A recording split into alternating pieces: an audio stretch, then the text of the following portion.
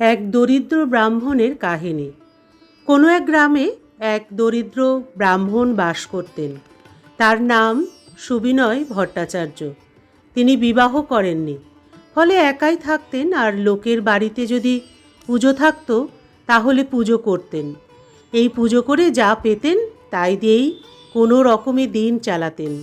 খুব সুখে যে তার দিন চলতো এমন বলা যায় না, আবার খুব দুঃখেও দিন চলতো না। একা মানুষ থাকতেন নিজের মতো, আর যা আয় হতো তাই দিয়েই কোনো মতে টেনে টুনে দিন আনন্দে কাটিয়ে দিতেন। ব্রাহ্মণ সুবিনয় ভট্টাচার্য খুব সৎ ছিলেন। সারাদিন ধরে কৃষ্ণ নামে মেতে থাকতেন। অতিরিক্ত চাহিদা তার মধ্যে ছিল না।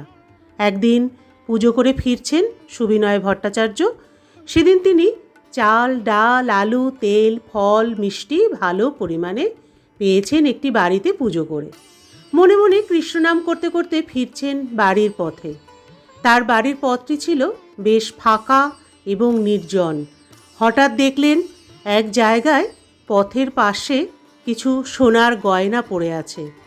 তিনি কাছে গিয়ে দেখলেন, একবার এদিক ওদিক তাকালেন, কাউকে দেখতে পেলেন না। ওগুলোর দিকে তাকিয়ে তার মনে হলো, গয়নাগুলো যদি আমি সোনার দোকানে বিক্রি করি তাহলে তো অনেক টাকা পাবো। তখন আমার বাড়িতে ন্যূনতম অভাবও থাকবে না।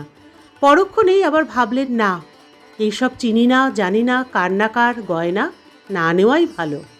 তিনি ছুঁয়েও দেখলেন না সেগুলো। তিনি ভাবলেন, আমার যেমন চলছে তেমনই চলুক।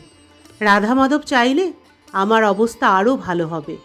সুবিনয়বাবু আরও ভাবলেন, ছোটবেলায় তো পড়েছিলাম, লোভে পাপ, পাপে মৃত্যু। তৎক্ষণাৎ তিনি চলে গেলেন সেখান থেকে। সেদিন রাতে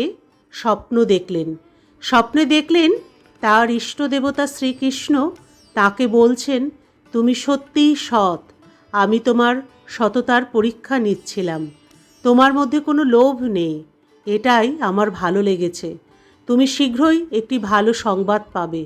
এরপর বেশ কয়েকদিন কেটে গেল। তিনি একদিন তার প্রতিবেশীর মুখ থেকে জানতে পারলেন যে তাদের গ্রামের জমিদার বাড়িতে যে পুরোহিতটি নিত্য পূজা করতেন সে মারা গেছেন। তাই জমিদার মশাই নতুন কোনো পুরোহিত খুঁজছেন। জমিদারবাবু খুব তাড়াতাড়ি চাইছেন, কারণ তার গোপালের নিত্য পুজো বন্ধ হয়ে আছে।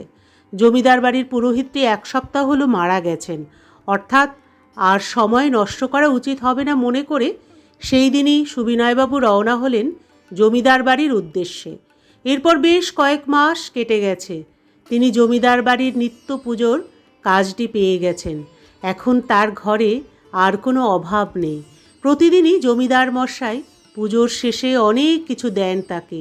যে সৎ, যে নির্লোভ, ভগবান তাকে সাহায্য করেন।